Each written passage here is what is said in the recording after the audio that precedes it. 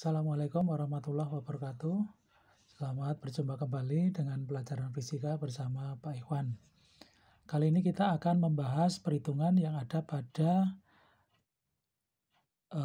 difraksi celah tunggal. Jadi salah satu sifat dari cahaya, dia akan mengalami difraksi ketika dilewatkan pada celah sempit. Fenomena difraksi sudah kalian lihat pada video sebelumnya.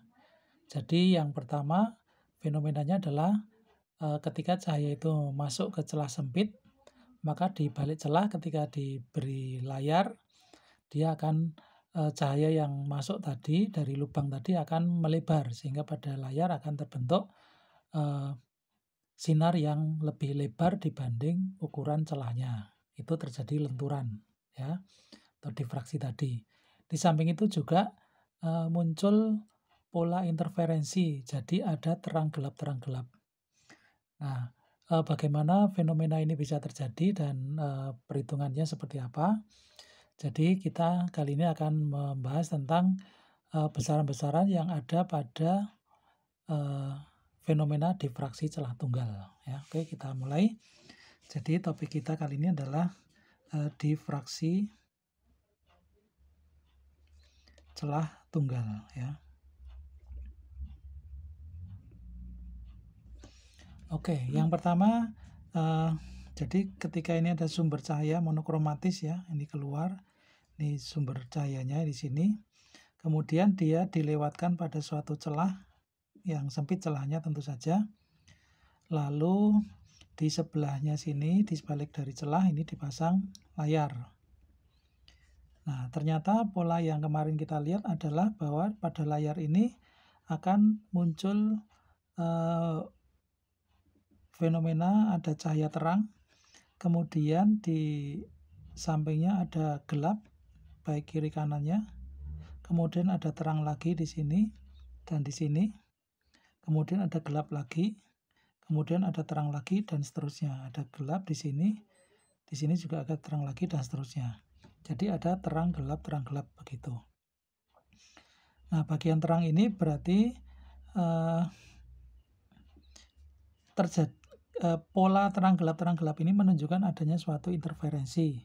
Kemudian ukuran terang yang tengah ini menjadi lebar dibanding dengan ukuran celahnya. Ini gejala difraksinya itu. Nah, seberapa lebar dari terang ini itu bisa kita ketahui kalau kita bisa mengetahui jarak antar gelap yang pertama ini. Ya, jarak antar gelap ini bisa kita ketahui, maka itu sama dengan lebar dari terangnya ini atau lebar difraksinya. Nah, menurut Huygens, bahwa ketika sinar itu dilewatkan melalui suatu celah, maka pada setiap bagian pada celah ini akan menjadi sumber cahaya baru. Nah, ketika ada lebih dari sumber cahaya yang muncul, maka di situ mesti akan terjadi interferensi. Jadi terang gelap ini karena ada interferensi antara sumber-sumber cahaya yang muncul ketika cahaya dilewatkan pada suatu celah. Baik, sekarang kita ambil dua titik yang berinterferensi, di mana jarak dua titiknya itu misalnya adalah setengah dari ukuran celahnya. Jadi misalnya ini yang tepi dengan yang di tengah. Nah, dua titik ini akan cahaya akan bergerak sampai menabrak layar. Salah satu titiknya adalah mengenai bagian yang gelap di sini. Ya, seperti ini. Artinya apa? Dua cahaya ini akan terjadi interferensi yang melemahkan karena dia hasilnya adalah gelap. Ya. Kalau terjadi interferensi melemahkan berarti antara dua cahaya ini itu jarak tempuhnya mesti kelipatan dari setengah gelombang. Nah, sekarang kita akan cari jaraknya keduanya ini berapa. Misalnya yang pertama di sini kita anggap saja jaraknya S1. Kemudian yang ini kita anggap saja S2. Maka di sini akan terjadi selisih jarak. Selisih jaraknya mana? Yang ini. Nah, selisih jarak ini akan saya perbesar di sini ya. Misalnya ini sinar yang pertama S1-nya dan sini sinar yang kedua S2-nya, maka di sini ada selisih jarak. Nah, selisih jarak ini kita sebut saja delta S. Sehingga delta S ini supaya terjadi gelap, maka delta S-nya harus bernilai paling tidak adalah setengah dari panjang gelombangnya. Ya, setengah dari panjang gelombangnya. Sekarang kita akan cari tahu berapa nilai S-nya ini. Kalau ini sumber cahaya pertama dan ini sumber cahaya yang tengah, berarti jarak antar dua sumber ini adalah setengah dari celah ya. Berarti kalau lebar celahnya ini tadi D, berarti jarak antar dua cahaya ini karena setengah celah berarti ini D per 2. Kemudian kalau kamu lihat di sini ada garis yang nampaknya membentuk suatu segitiga siku-siku ya. Jadi di sini siku-siku di sini, lalu ini sisi miring, ini lalu ini sisi tegak salah satunya. Kalau ini kita anggap sudut di sini itu theta, berarti delta S-nya ini bisa kita hitung berdasarkan D2, yaitu delta S-nya sama dengan apa? D2 sinus theta, berarti delta S-nya sama dengan D per 2 sinus theta. Sehingga dari dua persamaan ini, maka D per 2 sinus theta sama dengan setengah lambda. Kalau ini setengahnya saya eliminir, berarti D sin theta sama dengan lambda. Nah, ini adalah hubungan antara ukuran celah dan panjang gelombangnya. Sekarang kita akan cari tahu berapa nilai sinusnya ini. Jadi sudut di sini itu kan sangat kecil ya. Kalau ini saya tarik garis dari tengah celah ini sampai ke layar, ini kita beri nama L, lalu jarak gelap pertama sampai dengan tengah-tengahnya terang pusat ini kita sebut Y, maka di sini ada sudut ini ya, di sini ada sudut theta. Kalau kita lihat sudut theta di sini dibentuk dari garis S2 dan garis L. Sementara S2 ini adalah tegak lurus sisi yang ini, berarti tegak lurus ini. Ya, ini kan S2 ini. S2 tegak lurus. Kemudian garis L ini tegak lurus garis khayal pada celah, berarti sama dengan ini. Itu berarti sudut yang dibentuk antara D per 2 dengan garis di sini itu sama dengan sudut ini, yaitu antara S2 dan L. Kalau di sini ada Y, berarti nilai sinus tetanya di sini bisa kita ambil dari Y per S2. Pada sudut yang kecil, sudut theta kecil, itu nilai sinus theta akan sama dengan nilai tangen tetanya. Berarti kalau di sini D sin theta bisa kita ganti dengan D tangen theta sama dengan lambda. Sementara kalau nilai tangennya itu bisa kita ambil, kalau ini jaraknya panjang berarti S2 ini hampir sama dengan L. Ya, berarti tangen tetanya kita ambil dari sisi tegak dan sisi miring dari sudut ini. Sisi tegak dengan ini ya, Y dengan L ini. Berarti ini bisa kita tulis Y per L sama dengan lambda. Jadi kita punya dua rumus hubungan antara lebar celah dengan panjang gelombang. Yang satu di sini D sin theta sama dengan lambda. Bisa juga dengan rumus yang kedua. Ini rumus pertama, ini rumus yang kedua. dy per L sama dengan lambda. Nampaknya persamaan ini akan lebih mudah digunakan daripada persamaan yang menggunakan sinus karena sudutnya sangat kecil di sini. Sekarang dari rumus 1 D sin theta ini kan tadi diambil pada dua titik di celah yang jaraknya setengah celah ya, setengah ukuran celah atau D/2. Bagaimana sekarang kalau D sin theta ini kita ambil di jaraknya sekarang delta S-nya bukan setengah dari celah tetapi 1/6. Kalau delta S-nya sama dengan perempat dulu ya, 1/4. Delta S-nya adalah D/4 sinus theta, berarti D/4 sinus theta sama dengan setengah lambda, maka D sin theta-nya adalah 2 lambda. Ini yang kedua. Sekarang kalau jarak antar titiknya kita ambil lebih kecil lagi, yaitu D/6.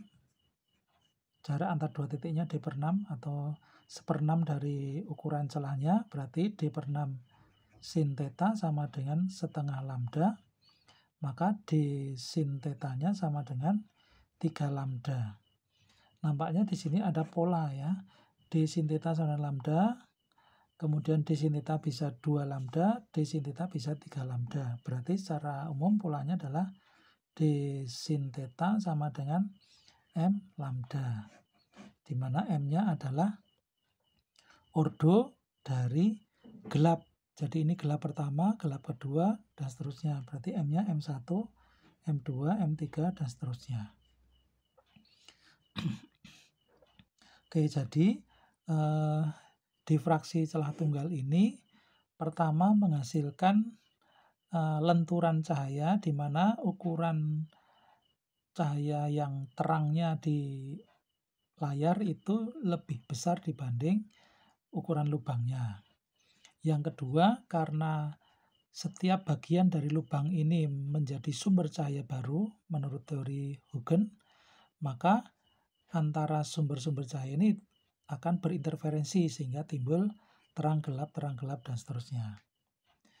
Berarti berapa ukuran dari lebar terang yang pertama? Kalau ini tadi hitungan kita, Y-nya adalah dari gelap pertama yang atas ini ke pusat, berarti kalau kita ambil ini ke sini berarti 2 kalinya karena ini sama. Itu ya.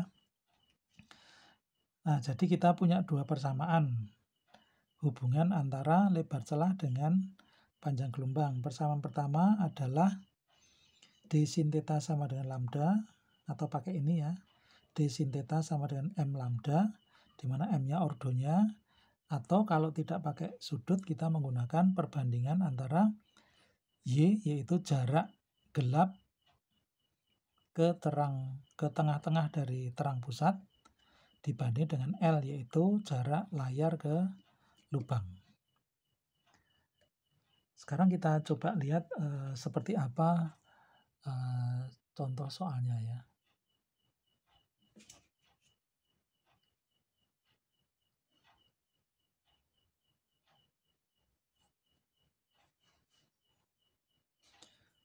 Oke, ini ada contoh soal. Kalau tulisannya terlalu kecil nanti silakan di zoom sendiri ya. Saya bacakan dulu di sini. Celah tunggal sebesar 0,14 mm disinari cahaya monokromatik dan pada layar sejauh 2 meter dapat diamati berbagai jalur terang dan gelap hasil difraksi. Kalau jarak antar pita gelap kedua dan pita terang utama adalah 16 mm, berapakah panjang gelombang cahaya itu? Nah, jadi soal ini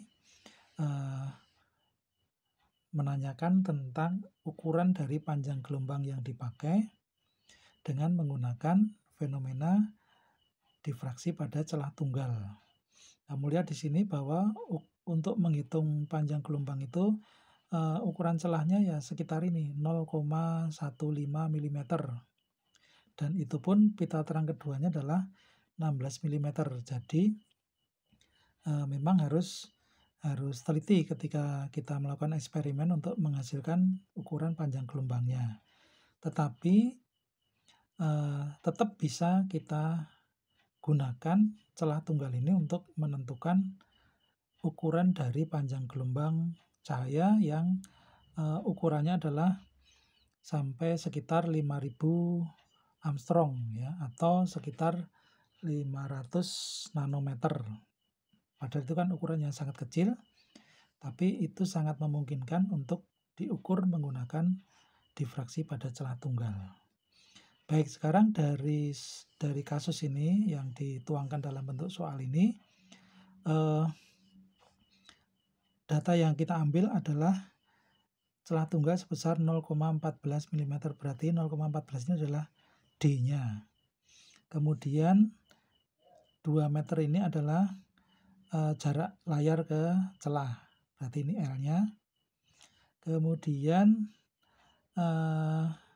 yang diinformasikan di sini ada pita gelap kedua, berarti ini adalah M-nya 2.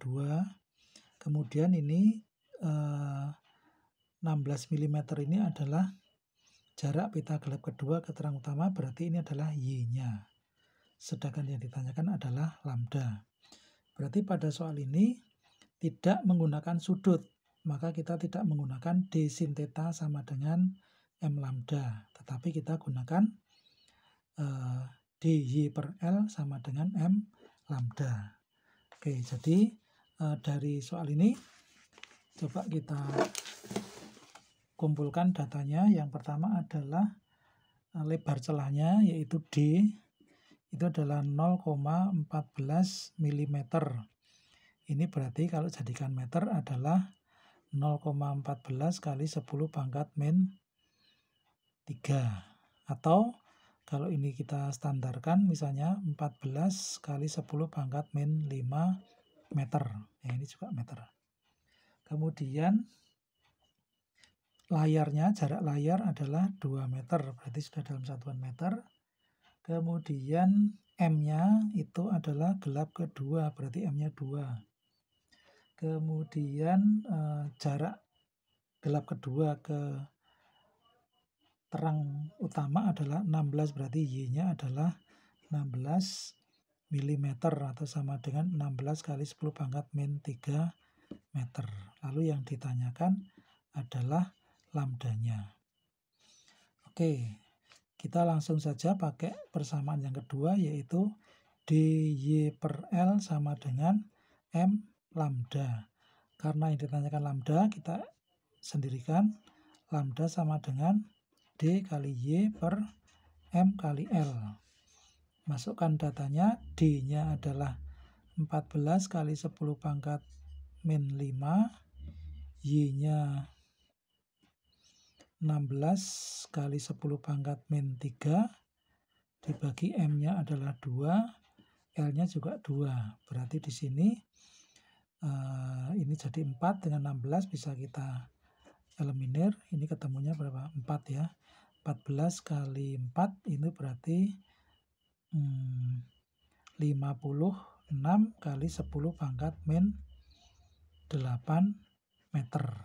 Nah, jadi panjang gelombangnya itu sama dengan 560 kali 10 pangkat min 9 meter atau sama dengan 560 nanometer. Nah, jadi dari kasus tadi kita bisa mendapatkan ukuran dari panjang gelombang yang digunakan adalah 560 nanometer. Ya, ini salah satu contoh kasus di mana kita melakukan perhitungan ukuran dari panjang gelombang cahaya menggunakan fenomena difraksi celah tunggal. Mudah-mudahan bisa memperjelas pelajaran kita tentang difraksi celah tunggal. Terima kasih. Assalamualaikum warahmatullahi wabarakatuh.